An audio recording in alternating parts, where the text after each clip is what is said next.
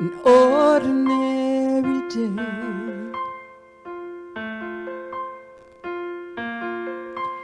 in an ordinary life,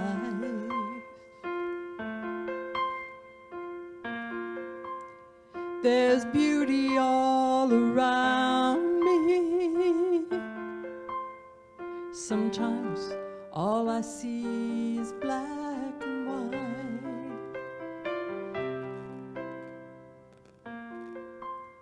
Just going through the motions,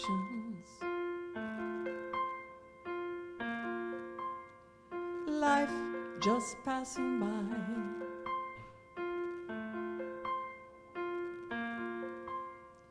Drifting in a daydream, wishing I'd wake up from this emptiness inside. But there are moments,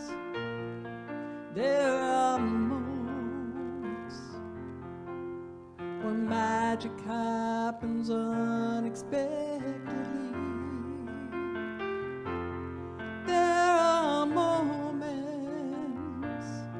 Precious moments where the wonder of the world is all I see.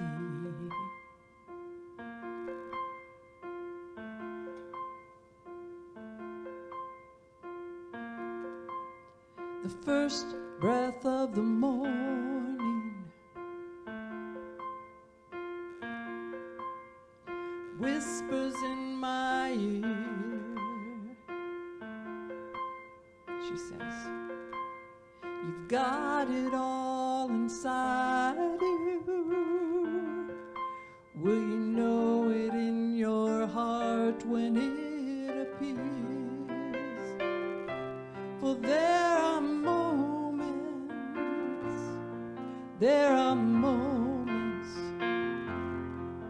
when magic happens unexpectedly.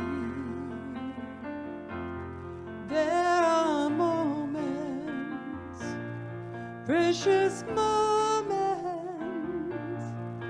when the wonder of the world is all I see.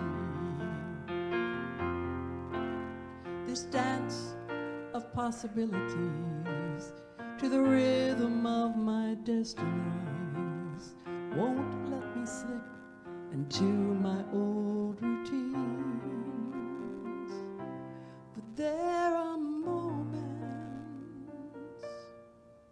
There are moments where magic happens unexpectedly. There are moments, precious moments, where the wonder of the world is all I see.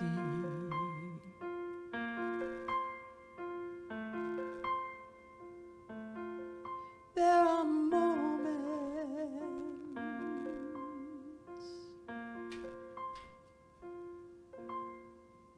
Good morning, Unity of Renaissance. And thank you, Reverend Paula and Reverend Richard, for inviting me. When we first spoke of this, I was actually planning to be in the state of Virginia. But like all of us, our plans have changed. You know, my niece is having her first baby any day now, and I wanted to be there to celebrate that birth with her. But I will be doing it virtually, just like I'm doing this. And you know what? I'm grateful for that. A few years ago, I wrote a song called When Everything Changes, I Can Change Too. And you know what? I just thought, what a clever song title. It's got a hook, which is what a songwriter calls the part of the song that you can actually remember. And I never in a million years thought that I would have to make any changes or actually live the words of the song. I love my life. I didn't want to change a thing about it. I get to share music all day. I get to travel. I have a lot of friends in different parts of the country that I look forward to visiting every year when I go to their state, like I would be in yours right now, staying with my friends Richard and Paula. And you know what? That didn't happen this year. I had a lot of plans, and those plans were all canceled. Every one of them at the end of March. Every single plan. And I discovered that Zoom, which I thought was a 4-letter Scrabble word using that pesky Z and giving me lots of points, is actually a way to stay connected. A way to stay connected to friends, to communities, to share. It's a magical word. Who knew? I have learned that there are a lot of new things, and all of these things involve technology. And I'm used to having a tech team. Hence, that meant I only had to play the piano and sing the song. But in my new reality, I've had to learn to make things work myself, because you see, I'm in my living room, and you're in yours, and my tech team is in their living room. So I had to buy a lot of new equipment. I had to learn how to use it. I was reduced to yet another pool of tears, more than once. I pulled my way out of that pool of tears, and I finally decided to be open to the flow and to say yes to these new opportunities and to learn new things. Because that is almost all of the battle, deciding that you're going to do something. Now, this isn't the same as being in a concert or being with you. There's no hugs. We can't sing harmony. I hope they're working on that. But, you know, it's not bad. It's possible. I'm teaching my piano lessons on Zoom. I'm recording songs, making videos, and speaking with you. I opened with the song There Are Moments, you know, about taking advantage of being aware, not even taking advantage, but being aware of the things that are right in front of you every single day, like the sunset or the butterflies or the bird song or your friends or your family, your pet companions that look at you with undying love every day. And it's so easy to get distracted and walk past all those things. A year ago, I was in the mountains, a couple years ago, the mountains up in northern Virginia, and I decided it would be a good idea to drive into the Shenandoah Mountains at night to try to find a driveway to go to this writing retreat. And you know what? It wasn't a good idea because there's no streetlights and there's no signs. And I got lost. And just as I got lost, Siri decided that she couldn't find a signal and I was on my own. And yet my friend came out with a lantern and he lit the way to his driveway.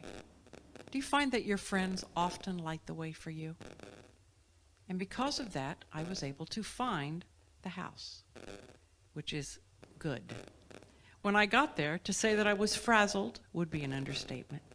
But I went out on their big wraparound porch. It's high in the trees, and the moon was full, and it was just so beautiful, bathed in moonlight, and they had lightning bugs, which were twinkling around in the tops of the trees. Now, we have love bugs in Florida.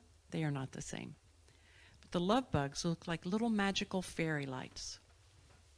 And I was instantly calmed and reminded that this is what I chose to do and where I choose to be, and I love it. There's peace and tranquility when you allow it to happen. We did this same writing retreat this year, and we did it virtually. And at first I thought, that's not going to be the same at all. But you know, it was oddly comforting to see the faces of my friends appear in these little Zoom boxes. And we still I wrote 8 great new songs. And we got to share them at night. We just didn't get to sing together. Maybe next year. It was a sense of community where community wasn't possible. The hardest thing we had to do was figure out how to get everybody on the same time zone, because some of the writers were in California and some of them, and I was organizing it in Florida. That was the hardest part.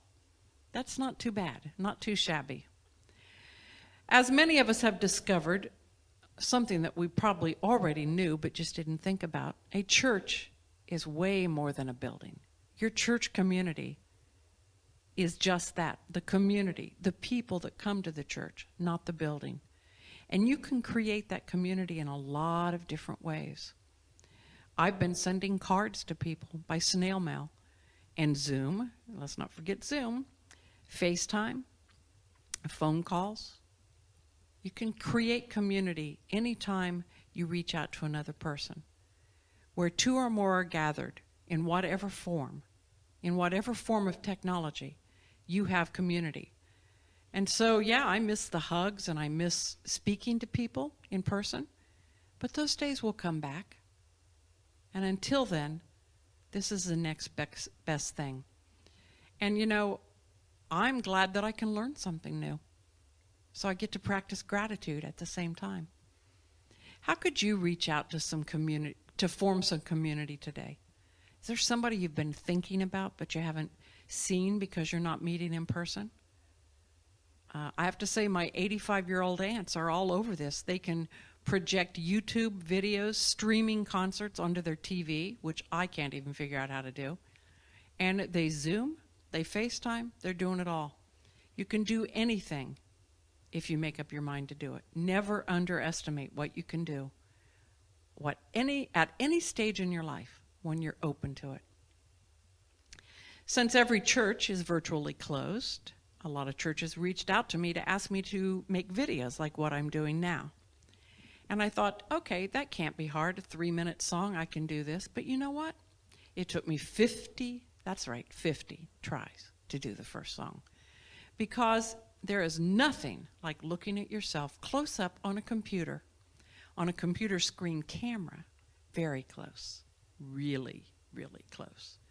And I would find myself looking at my hair and what I was wearing, and was I blinking too much? I wasn't smiling enough. What was that behind me? And then when I would get distracted by criticizing myself, I would make a mistake, and I would have to start over. Because one thing about virtual songs is that they're out there forever. So I would like to actually sing the correct lyrics. It's just, a source of pride for me to actually sing the words I worked so hard on. I finally just took off my glasses so that I could not see myself so close, so that I could get the videos done in this year, and that seemed to work. Since I'm filming from my dining room, I got the opportunity to clean up, declutter, move things away, stage it. I got the opportunity to move pictures and move furniture and wrap lights in duct tape to reduce the glare. I spent hours on Zoom practicing, making it sound decent, bought some equipment, learned how to use the equipment, called my tech team friends, technology and community work hand in hand to help me, had a few more meltdowns, got over it, said yes, I can do it, and then I did it. Didn't someone very wise say that the journey of a lifetime starts with the first step? Well, for me, that first step was saying, yes, I can do this. You can do it too. Whatever is looming in front of you that seems too big to do, make one step towards that, and it will get easier. One of the great things about learning new things is that I can decide some things I don't want to do. I love having lyric videos like the one that you saw as your second congregational song today. And I discovered that though I can do them, I don't like making them. But fortunately, I have a friend who loves to make them.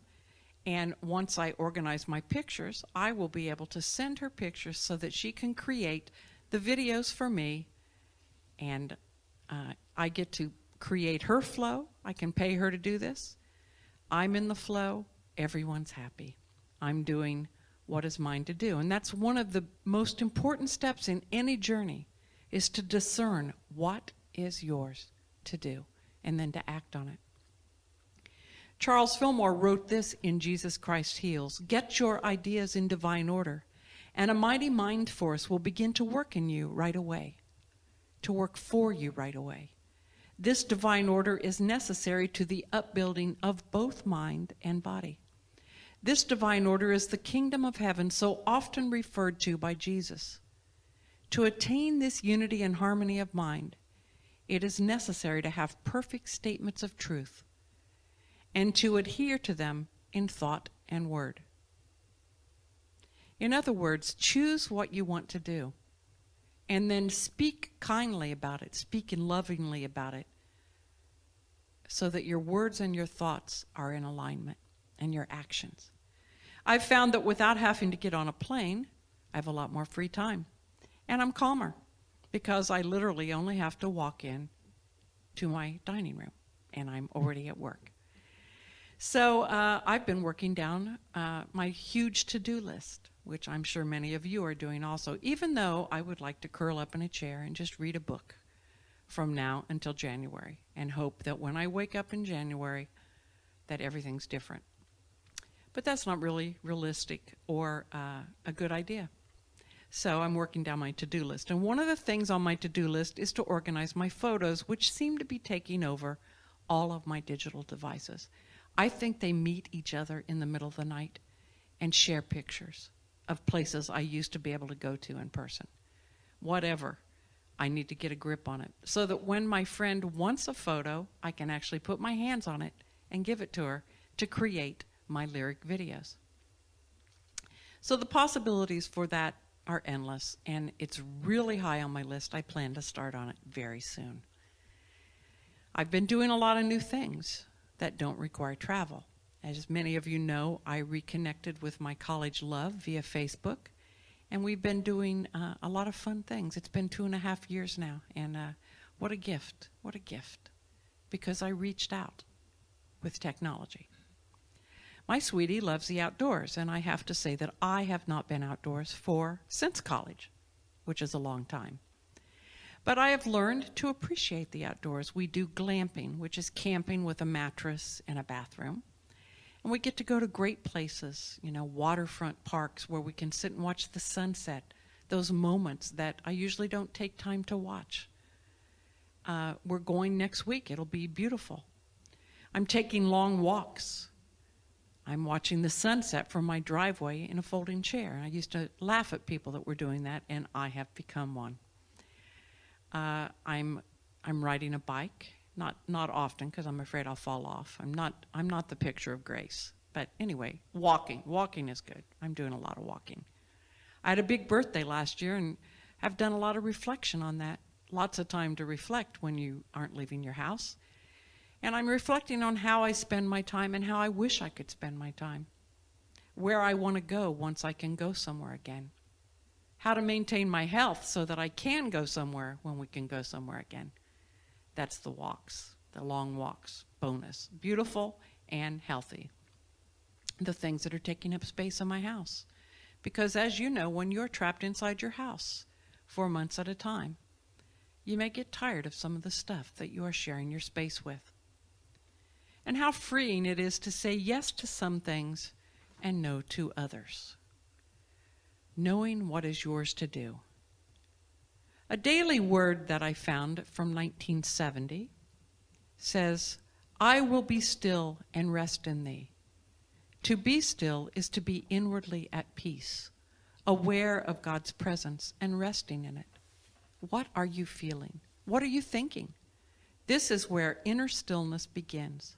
If you are troubled, anxious, worried, hold simple but strong ideas of truth. Look beyond the swirling surface events to the deep inner stillness. Prepare the way for peace of mind by stilling doubt and fear. Reflect upon the mirror of serene consciousness, upon the light of wise serenity. Be still. Be still. Be still. All is well. Hear the voice of the Most High. Peace, be still, and know that I am God.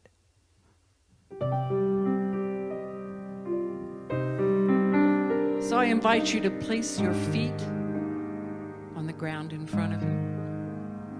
Make yourself comfortable wherever you are seated as we enter into a small time of meditation.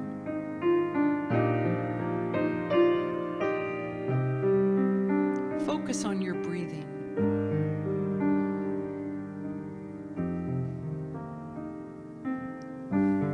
Listen to the words of this song as we breathe together. Breathing into balance. Take a breath, let it go. Breathing into focus. Breathing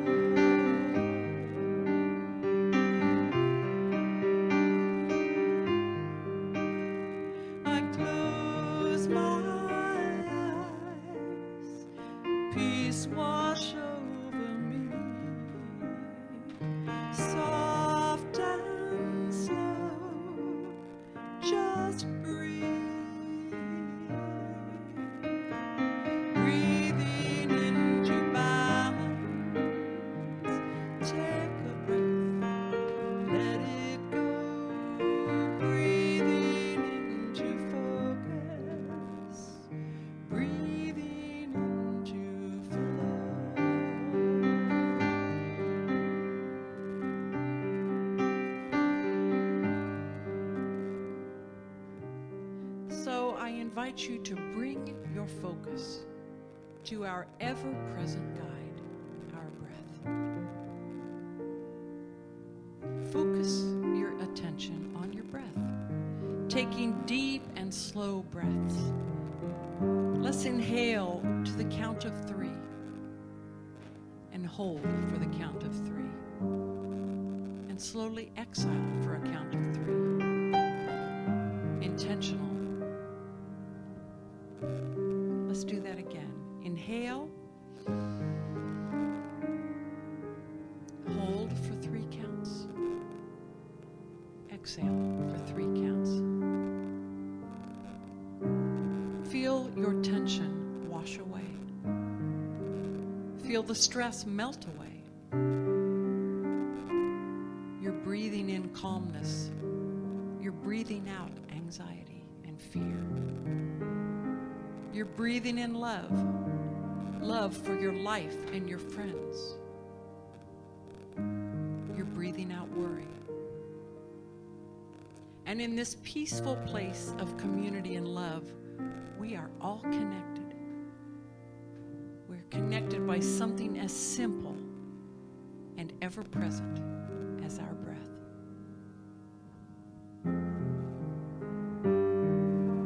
Breathe in. Release the anxiety of this time that we're all sharing. Know that each of us can weather any change and adapt as long as we remember to breathe. Breathe and tap into the wisdom, the flow of the universal mind, the voice of God, the wisdom of Spirit, always with us, always present, always there when we slow down and listen. And in this place of peace and serenity and beauty and calm, let's rest for a moment in the silence.